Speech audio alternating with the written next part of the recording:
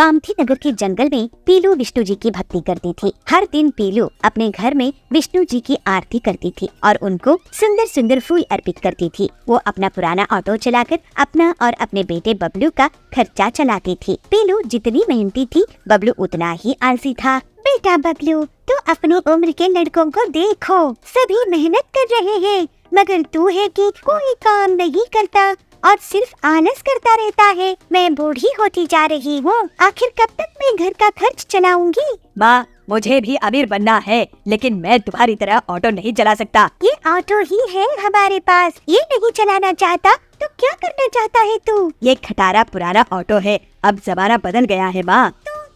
Auto ले ले। बबलू नाराज होकर वहाँ से चला जाता है। हे विष्णु जी, मैं क्या करूँ? मेरी तो ये लड़का सुनता ही नहीं है। एक दिन पीलू ऑटो चलाते चलाते चक्कर आकर गिर जाती है। उसे चोट लगती है तो उसको कुछ दिन घर में आराम करना पड़ता है, लेकिन बबलू फिर भी काम की तलाश नहीं करता है। इस बात से पीलू दुखी हो जाती है। हे भगवान विष्णु जी, आप ही मेरे बेटे का कल्याण कीजिए। इस उम्र में ये इतना आलसी है, ये कोई काम नहीं करेगा तो मैं इसकी शादी कैसे करवाऊंगी? और अब तो मेरा ऑटो भी पुराना हो रहा है, घर में कमाई नहीं होती है और ये लड़का है कि सिर्फ समय बर्बाद करता रहता है। पीलू की भक्ति की पुकार विष्णु जी सुनते हैं और पीलू के सामने प्रकट होते हैं। बेटी पीलू, तुम्हारी भक्ति से मैं बहुत प्रसन्न हूँ, तुम चिंता मत करो। हे विष्णु जी, आप मुझे दर्शन दिए, आपकी कृपा अपरंपार है।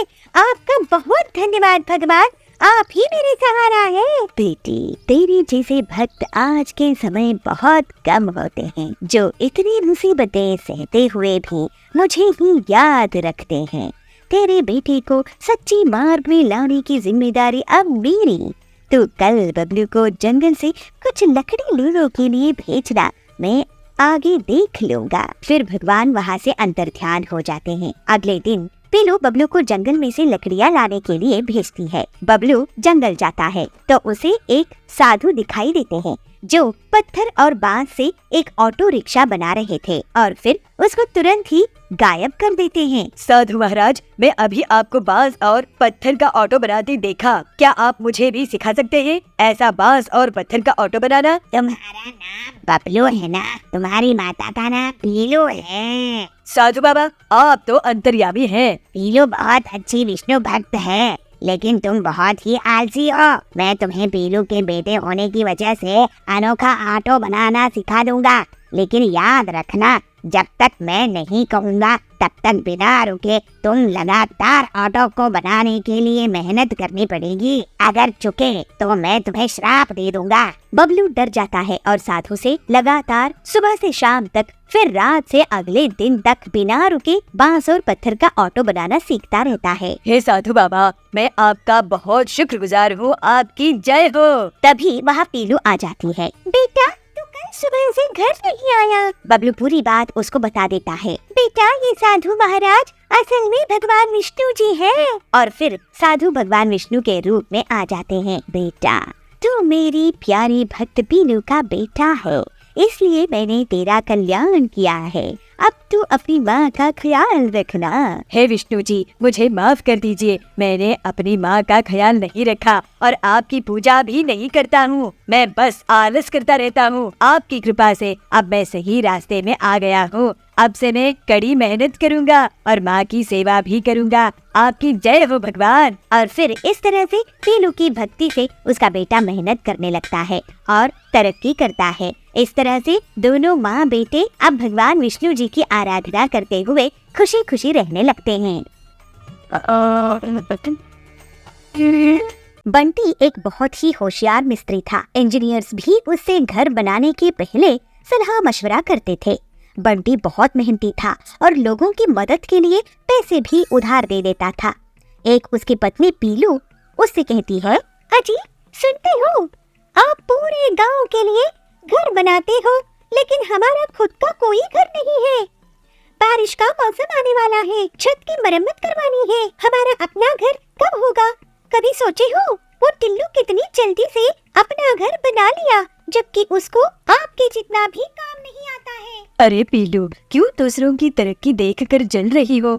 बारिश के मौसम के लिए मैं तैयारी कर लूँगा और एक दिन हमारा भी अपना घर होगा। तुम इतना मत सोचो। फिर बंटी अपने दोस्त हरिया को, जो कि ईंट सप्लायर था, उसको सारी बात बताता है। हरिया भाई, तुम मुझे मेरे घर की मरम्मत के लिए ईंट कितने में दोगे? अरे क्या बंटी भाई, तुम्हारी मदद से तो आज मेरा इतना बड़ा कारोबार है। तुम बस बताओ कितनी ईंट चाहिए, तुम्हें ईंट मिल जाएंगी। फिर हरिया बंटी के घर के बाहर एक ट्रॉली ईंट डलवा देता है। उस रात जब बंटी और पीलू सो रहे थे, तभी बंटी को कुछ आवाज आती है, लेकिन जब वो बाहर आता है तो उसे कोई नहीं दिखता। सुबह उठने पर वो ईंटों को गिनता है तो पता है कि कुछ ईंटें कम हो गई थी। अरे, लगता है कोई ईंटों को चुरा ले गया है। कौन हो सकता है जी? ऐसे ही अगले सुबह ईंट कम मिलती है तो बंटी परेशान हो जाता है। ये रोज रोज कौन हमारी ईंटों को चुरा रहा है? आज रात मैं पहरेदारी करूँगा। फिर उस रात बंटी जागकर ईंटों की रखवाली करता है। वो एक कोने में छुपकर नजर बना रखता है और थोड़ी ही देर में देखता है कि कुछ बहुत ही छोटी छोटी चिड़िया अपनी अपनी ट्रैक्टर में ईंटों को चुरा कर ले जा रही है। पीलू और बंटी दोनों उनका पीछा करने लगते हैं। फिर जंगल से होते हुए वो छोटी छोटी चिड़िया एक गुफा के अंदर चले गए। दोनों पति पत्नी भी उनके पीछे गए और दूसरी तरफ निकले। अरे, यहाँ तो इन छोटी छोटी चिड़ियों का पूरा घर संसार है। हाँ, छोटे छोटे घर और गाड़ियाँ हैं। अरे छोटी छोटी चिड़िया, तुम लोग मेरे घर से ईंट चुरा कर भागी हो। तभी वहाँ छोटी चिड़िया की रानी बबली बोलती है, नहीं, आप हमें गलत मत समझिए बंटी जी। हमें एक नया महल तैयार करना है और मार्केट प्लेस भी बनानी है और ये काम आपसे बेहतर कोई और नहीं कर सकता। इसलिए हमें आपके घर में चोरी करनी पड़ी और आप हमारे पीछे यहाँ तक आए। ओह, तो ये बात है। मुझे आपके काम आने के खुशी होगी। हाँ हाँ, हमें आप छोटी चिड़ियों की तकलीफ पता है। ये आपके लिए बहुत अच्छा काम करके देंगे रानी जी। फिर बंटी बहुत खूबसूरती से रानी का महल और मार्केट की जगह तैयार कर देता है। छोटी छोटी बिल्डिंग्स होती है और मिनी पेट्रोल पंप होते हैं, मिनी ट्रैक्टर्स। इसी बीच पीलू और रानी की अच्छी दोस्ती हो जाती है। बंटी जी, आप कमाल के कलाकार हो और आपकी सहायता से पूरा राज्य बहुत सुंदर दिख रहा है। ये लीजिए आपकी मेहनत का इनाम। रानी बंटी को सोने से भरी एक बोरी देती है। ये देखकर पीलू और बबलू की आंखें चमक उठती है। फिर जल्दी ही बबलू अपना एक सुंदर सा बंगलो बनाता है। बबलू अब ये कंस्ट्रक्शन कंपनी शुरू कर देता है और बहुत पैसे कमाता है। फिर पीलू और वो खुशी खुशी रहने लगते हैं।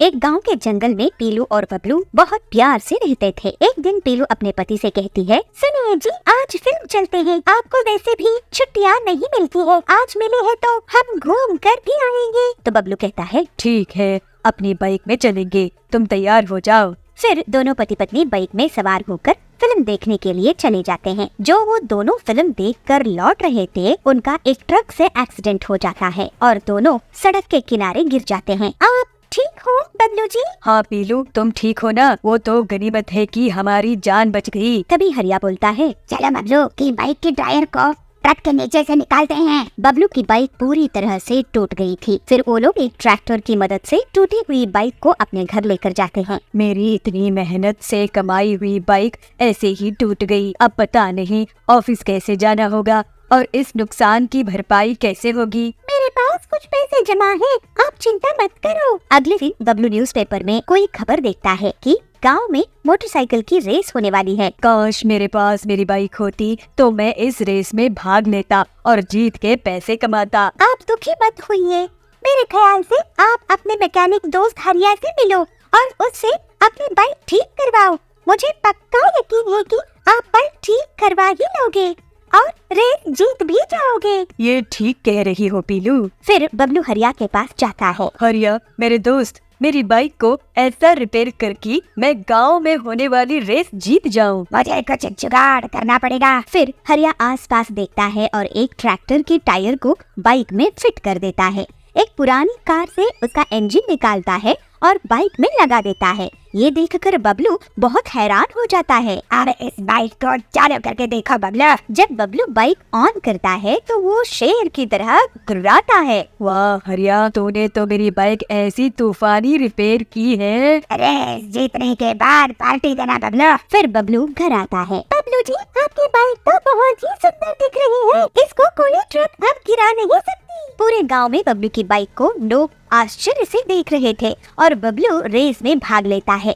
रेस के दिन सभी इकट्ठा होते हैं। बबलू मजा लेने के लिए पहले धीरे धीरे बाइक चला रहा था, लेकिन फिर वो सबको मात देते हुए तूफानी स्पीड से आगे निकल गया और रेस जीत गया। रेस जीतने पर उसे 1 लाख का इनाम मिला और बबलू पीलू से कहता है, पीलू, ये तुम्हारे साथ देने के कारण ही हो पाया है। तूने मेरा मनोबल टूटने नहीं दिया और मुझे रेस में भाग लेने के लिए बाइक ठीक करने का आइडिया भी दिया। क्यों नहीं जी, आखिर आपकी पत्नी जो हूँ, आपकी जीत में मेरी जीत है। इस तरह से पीलू और बबलू हंसी खुशी रहने लगे।